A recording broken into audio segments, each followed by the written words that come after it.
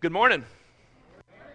Hope you are doing well today, this rainy, dreary Sunday, but we needed the rain, at least at my house we did, and I'm thankful that we can pull in the parking lot now and it's not a lot of dust being kicked up everywhere, because it was getting messy.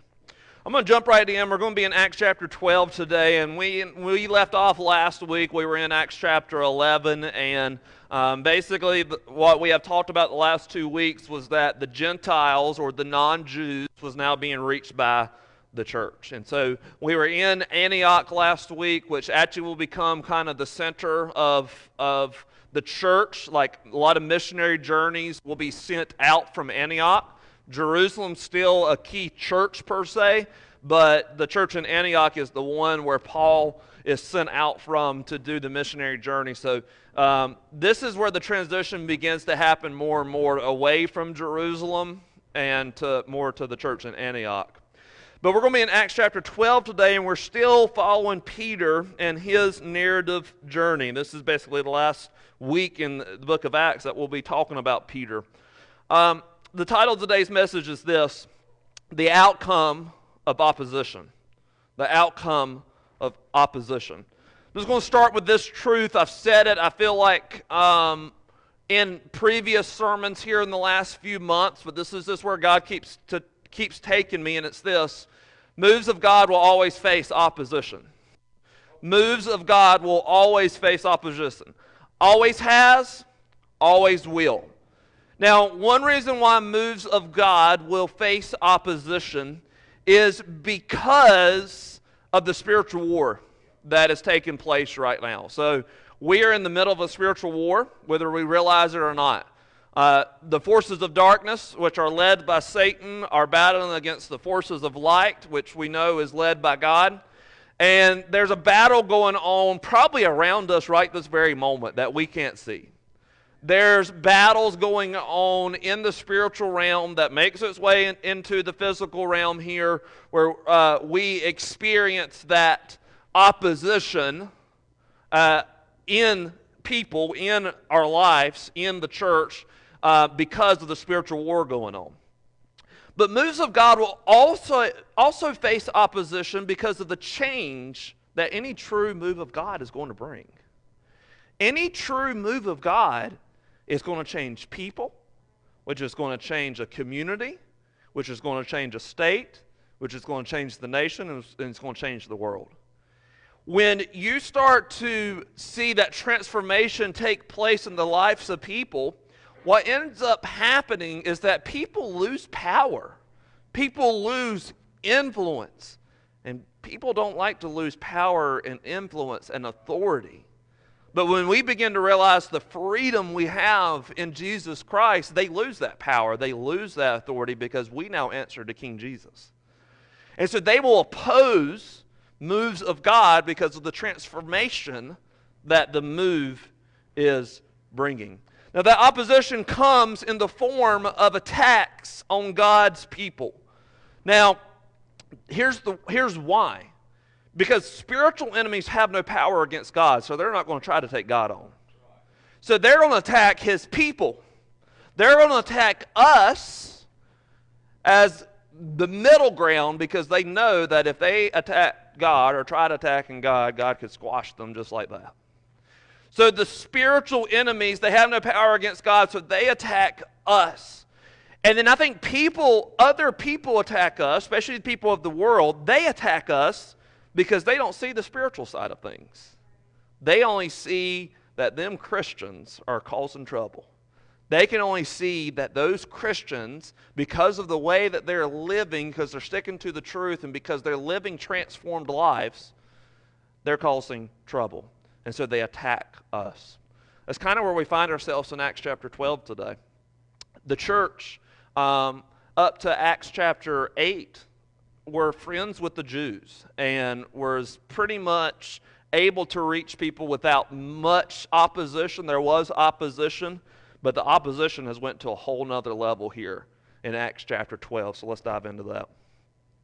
Now, about that time, Herod the king laid hands on some who belonged to the church to do them harm.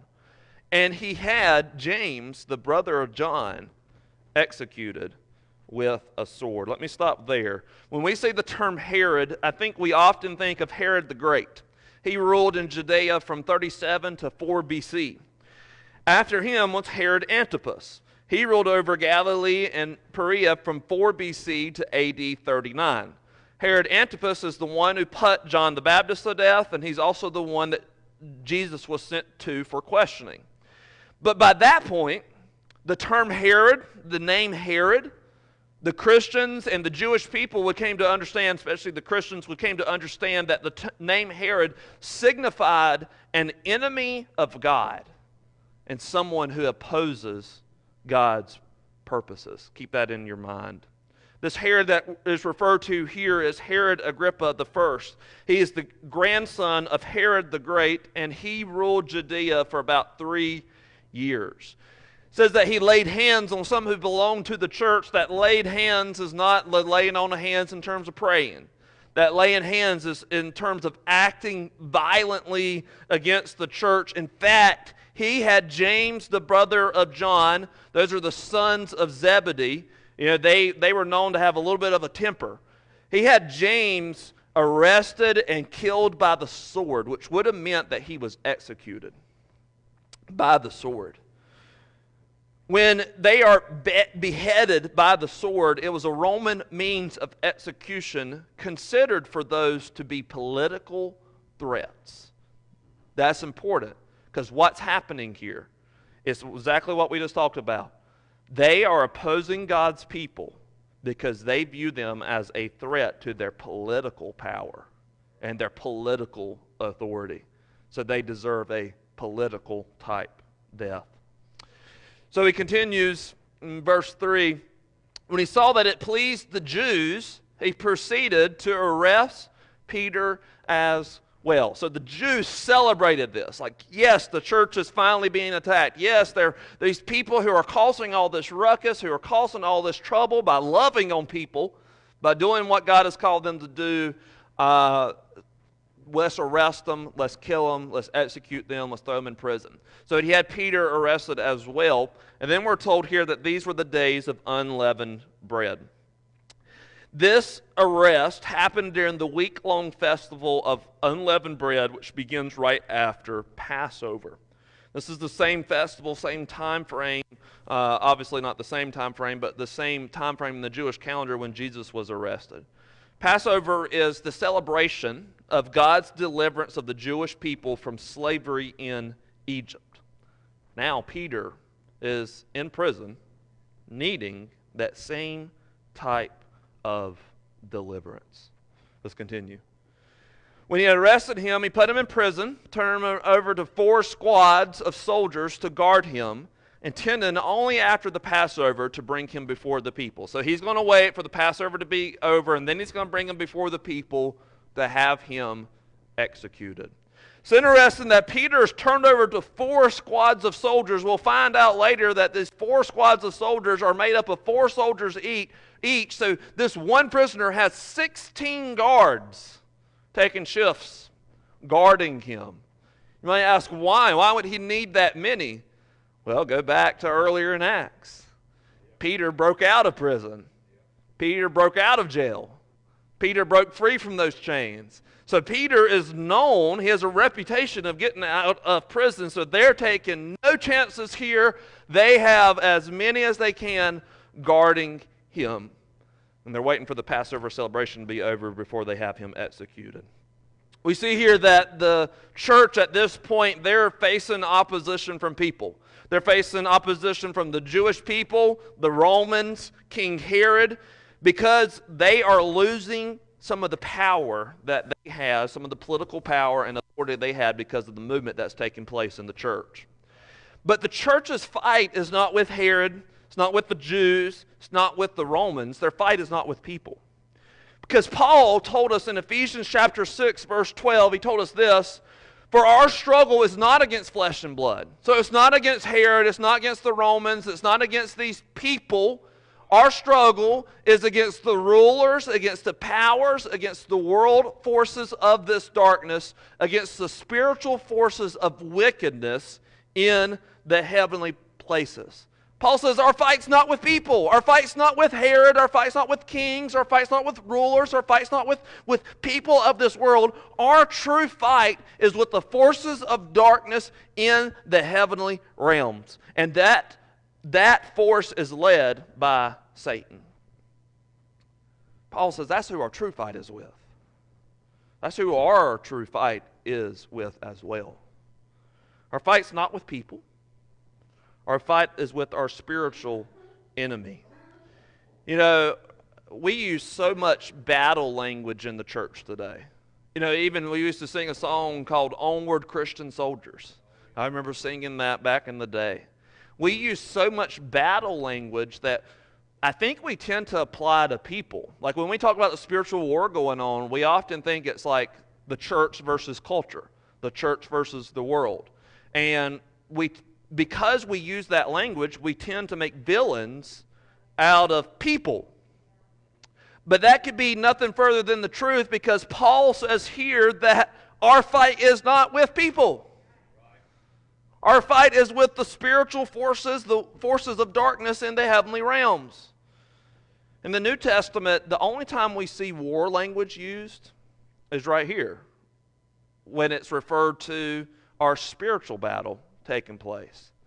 Anytime we see Paul or them talking about people who are our enemies, the language that is used is ambassador type language.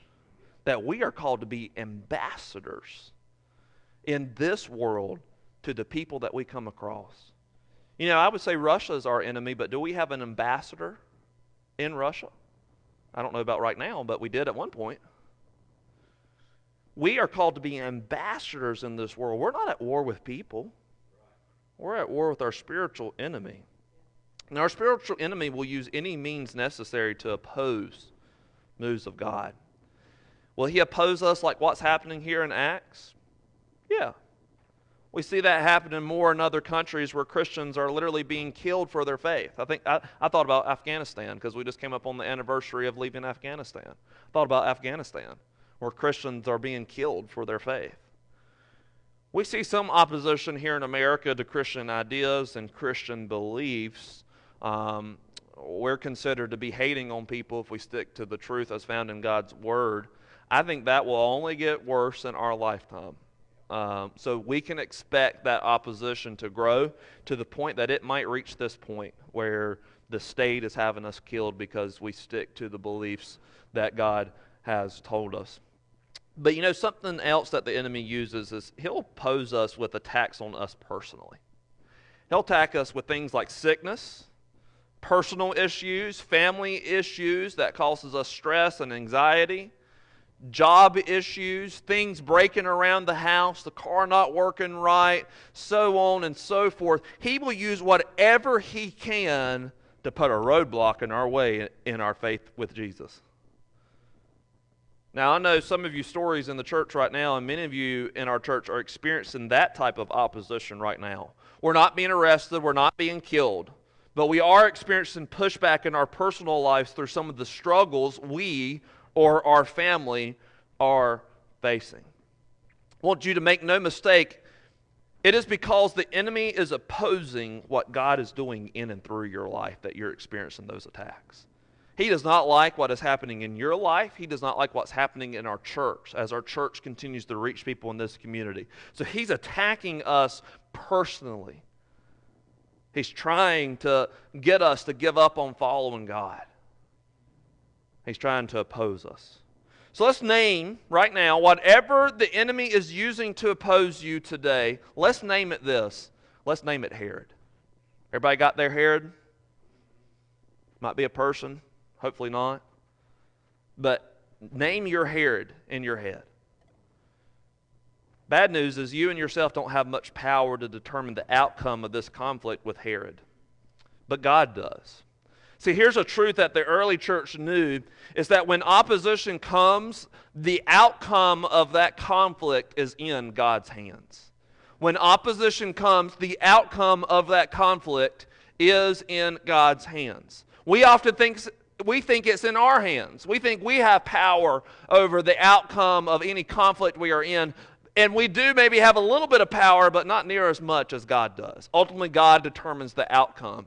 And so the church knew this. And so Peter's in jail, Peter's in prison. Peter is somewhat the leader of the church at this point. And so what do we find the church doing in Acts chapter 12, verse 5? Peter was kept in prison, and prayer for him was being made to God intensely by the church.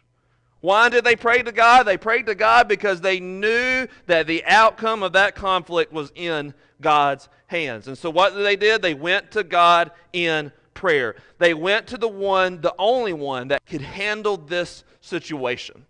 It's important for us to talk about what they did, but it's also important for us to talk about what they did not do. They did not devise a plan to break Peter out of prison.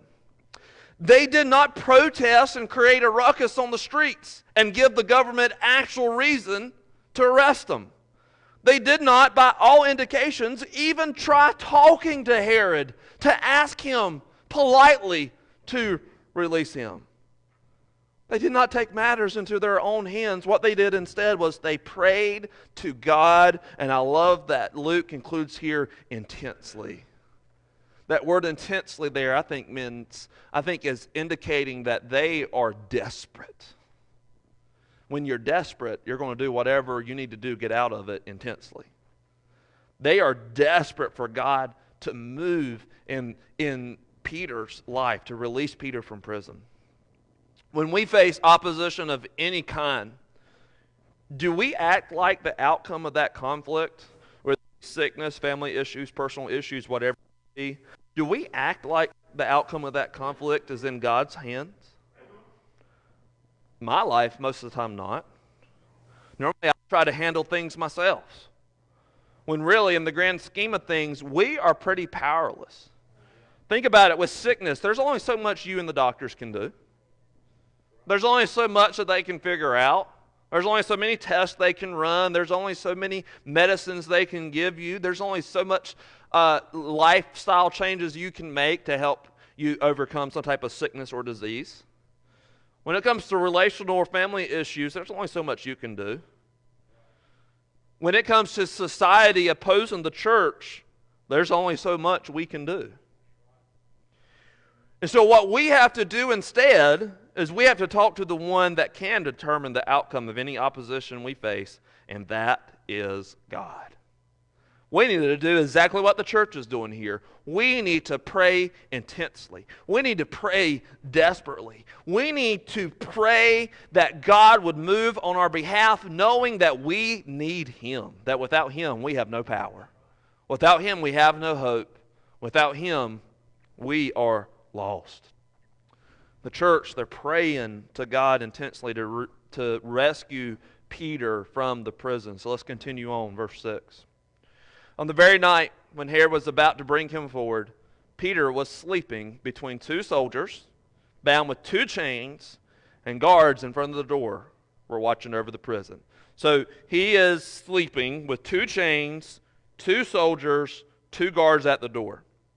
So there's no way he's going to get out of this with that much protection around him and with him being chained to the ground. And behold, an angel of the Lord suddenly stood near Peter.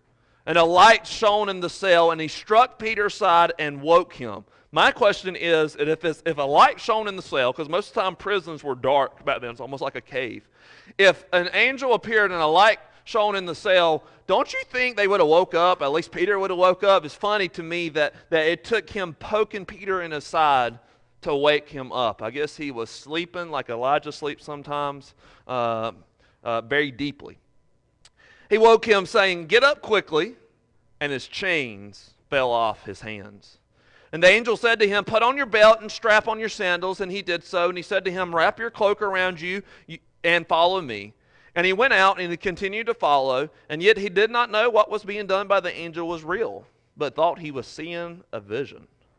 Now when they had passed the first and second guard, they came to the iron gate that leads into the city, which opened for them by itself.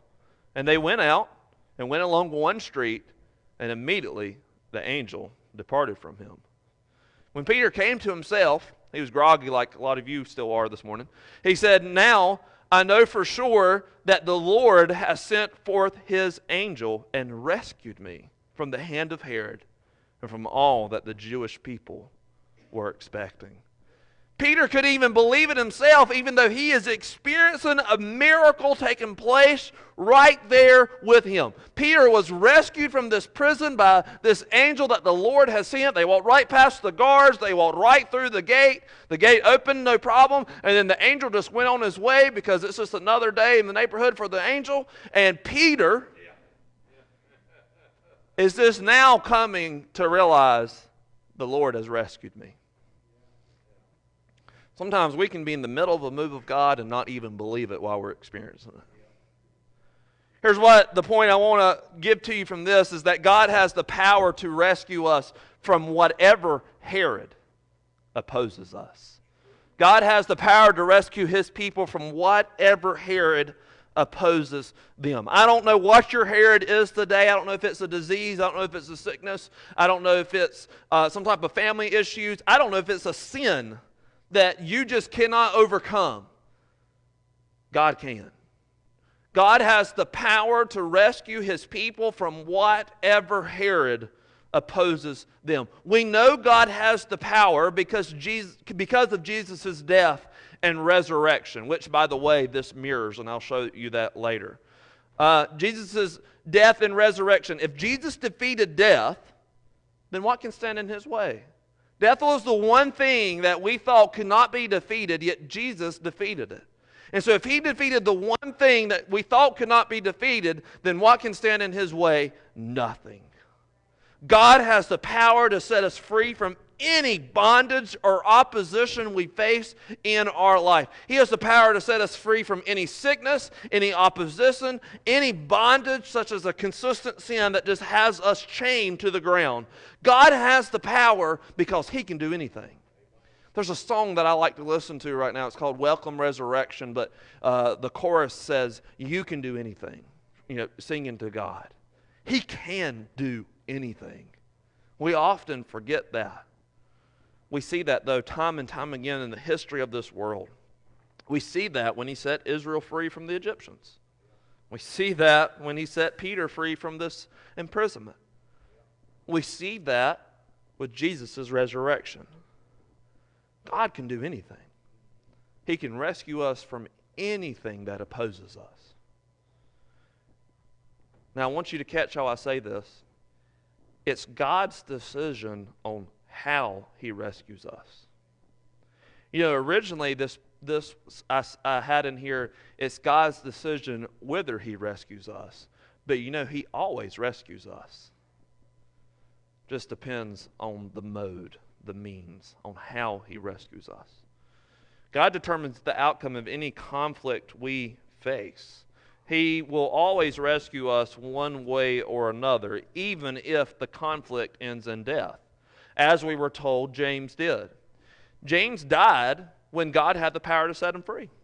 I mean, if he could rescue Peter from this prison, he could have saved James. James could have lived longer life. But for some reason, God chose not to rescue him in the way that he rescued Peter. Now, did God love James any less than Peter? Absolutely not. God, in his wisdom, chose not to rescue him, even though James was saved in every sense of the word. He rescued Peter in this world. But one day, Peter was put to death when God had the power to rescue him from that as well. I often put myself in the spot of the apostles or the disciples, and I think about when they knew that they were going to their death. That they had faith all the way up to the last moment, believing that God might just rescue them. Of course they kept their faith in God. But they had seen miracle after miracle after miracle. They had seen probably near-death experiences over and over and over again that they probably all the way up to the last minute, unless God had made clear to them that they were going to die, they probably up to the last minute thought, what's God going to do now? And then ultimately when they did die, can you imagine the joy that was on their faces when they got to see Jesus again face to face? He can rescue us. He can rescue us from whatever we're facing. In fact, He will, even if it ends in death. But now it's God's decision on what the outcome of that opposition is.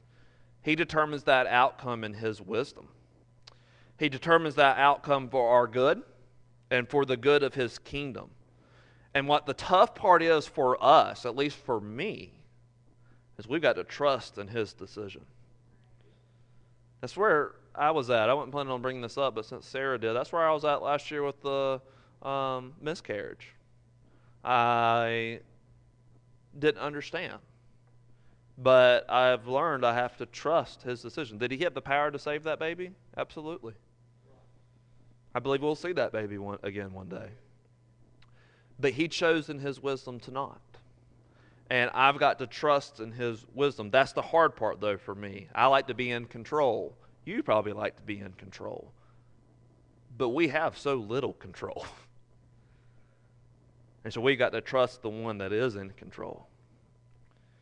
God has the power to overcome any Herod in our life. So how do we need to respond? To find out that, we need to continue on in Acts chapter 12. When he realized this, so he realized that this was not a vision, that this was real, he went to the house of Mary, the mother of John, who was also called Mark. So you'll hear the name John Mark every now and then. Went to John Mark's mother's house. There were many there who were gathered, and they were praying. So this is where the church is gathering to pray for Peter's release. When he knocked at the door of the gate, a slave woman named Rhoda came to answer. When she recognized Peter's voice, because of her joy, she did not open the gate, but ran in and announced that Peter was standing in the front of the gate. Don't ask me what Rhoda was thinking there, because she wasn't thinking. We was reading this on Monday in our leadership meeting, and Elizabeth said that would be her, that she would be like Rhoda, that she'd be so happy that she would just leave Peter outside. So that shows you what kind of friend Elizabeth is, that she's just going to leave a wanted man outside in the middle of the streets instead of letting them in. But anyway, so Peter, he is a wanted man at this point, like if they even realize he's gone at this point. But they saw him on the street, I believe they would have arrested him. He is stuck outside of the gate on the street while Rhoda, with all this joy, she's going in to tell them Peter standing at the gate. They said to her, "You are out of your mind." But she kept insisting that it was so. And they said, "It must be his angel." It's interesting that Rhoda is the one that's telling the good news, that God chose a woman to tell the good news that Peter was released from prison. Sort of sounds like the resurrection story, doesn't it? That women were the first to preach the gospel, to go and tell the disciples that Jesus is alive. Did the disciples believe them? No, just as they don't believe what is happening right now. She kept insisting that it was so she must have been a stubborn woman. They said it is his angel. This was their belief that there was a guardian angel that was with everybody. So they believed that it was just his guardian angel that was with him. That's basically, I guess, just outside the gate. But Peter continued knocking, and when they had opened the door, they saw him, and they were amazed. But motioning them with his hand to be silent, he described to them how the Lord had led him out of the prison. And he said, "Report these things to James and the brothers." Now, that's not the same James. This would be James who wrote the book of James, who's the head of the Jerusalem church by Acts chapter 15. Report these things to James and the brothers. Then he left, and he went to another place. It's interesting to me that the church at this point, and Peter himself, can't even believe what has happened. Can't even believe that he has been set free from prison. The disciples, the church that was gathered, do not even believe the report that Peter is out there, even though that's what they've been praying for. Even though they've been praying on Peter's behalf. See, here's my next point. When we are faced with opposition, what we need to do is we need to keep the faith. We need to keep the faith. keep the faith in terms of belief. It shocks me that they don't believe this report, even though they have seen time and time again God do impossible things. Jesus told us in Mark chapter 11, verses 23 through 24, that when we pray, we need to believe. It says, "Truly I say to you, whoever says to this mountain, be taken up and thrown into the sea, and does not doubt in his heart, but believes that what he says is going to happen, it will be granted to him. Therefore I say to you, all things for which you pray and ask, believe that you have received them, and they will be granted to you." So our faith in terms of belief needs to be combined with our prayers. And so the church would have known this at this point. So when they were praying that Peter would be released, they need to have belief that it can actually happen. I don't see that they did. And how often is that the same story for us too? We'll pray for things that we don't really believe can happen. Sometimes our lack of faith, I believe, blocks us from receiving what God wants to do in our life. Jesus talks about how important faith is in Matthew chapter 17, verse 20. It says this, "Because of your meager faith, for truly I say to you, if you have faith the size of a mustard seed, you will say to this mountain, move from here to there, and it will move. Nothing will be impossible for you." It's easy for us to brush over that verse. We know it. We've heard it. We use it as an inspirational verse just to make us grow in our faith or whatever. But I've got to believe that the words of Jesus are absolutely true. That if we believe, if we look at a mountain, and we have faith as small as a mustard seed, and we look to a mountain and says, move from here to there, that mountain would move. Jesus tells his disciples, tells us that nothing will be impossible for you if you have faith. Yet how often, church, when we are faced with opposition of any kind, do we lose our faith because of our circumstances? How often do we lose what little faith we have left because of our situation, because of the problems that we are facing? For me, it happens a lot. And I believe it happens for you as well. Even the early church seems to struggle with that. But I've got good news for you. Jesus doesn't say you have to have faith the size of this building. He says you've got to have faith as small as a mustard seed. Do you mind if I preach a little bit this morning?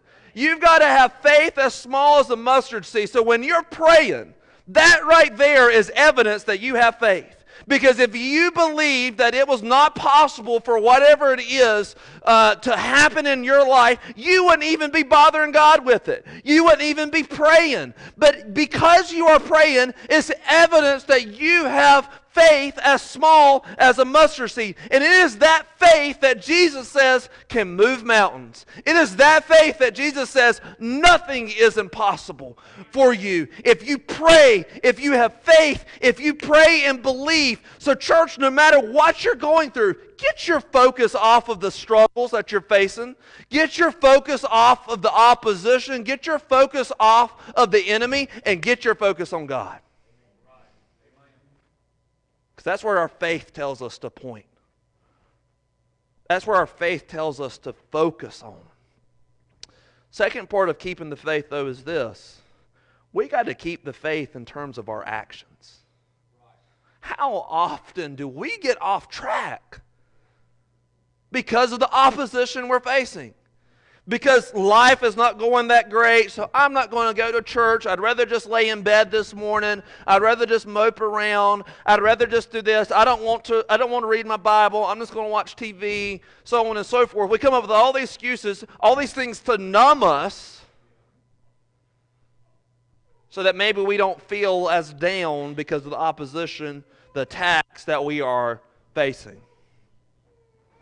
And so when we talk about keeping the faith in terms of our actions, we have got to continue to follow Jesus. In the middle of whatever storm we're facing, in the middle of opposition, We've got to keep the faith. I believe that is what the disciples are doing here, because our faith tells us that it's in God's hands. They didn't try taking it into their own hands. They kept it in God's hands, and they prayed. That's what He told us to do in situations like that. When we keep the faith, we keep ourselves aligned with God, and we keep ourselves in His hands. Let's continue. Now, when day came, there was no small disturbance among the soldiers as to what could have become of Peter. When Herod had searched for him and had not found him, he examined the guards in order that they be led away to execution. Then he went down from Judea to Caesarea and was spending time there. So there, the guards were executed because Peter was released from prison. Now he was very angry with the people. This is Herod. Was very angry with the people of Tyre and Sidon. And with one mind they came to him, and having won over Blastus, how would you like to have that name? Blastus, the king's chamberlain, they were asking for peace because their country was supported with grain from the king's country. On an appointed day, after putting on his royal apparel, Herod took his seat on the rostrum and began delivering an address to them. The people repeatedly cried out, "The voice of God and not of a man." So probably what happened here is that the people from those countries had come to an agreement with Herod, and so Herod is announcing this peace agreement. Herod's announcing this grain agreement, whatever it may be, and the people are supporting their king. They're saying, this is the voice of a God. This is not of a voice of a man. Now immediately, an angel of the Lord struck him because he did not give God the glory. And he was eaten by worms, and he died. What a horrible death. What happened here is actually recorded by a Jewish historian. It says that he was hit with a stomach ailment that resulted in his death after 5 days of intense pain. Why did God do this? Because he took the glory that belonged to God. He took it for himself. What I want us to talk about here, we defined Herod as anything that opposes God or his purpose in our life or in the life of the church. Whatever your Herod is, here's what I want you to know today, is that God will squash any Herod that stands in the way of him getting the glory. God will squash any Herod that stands in the way of him getting the glory.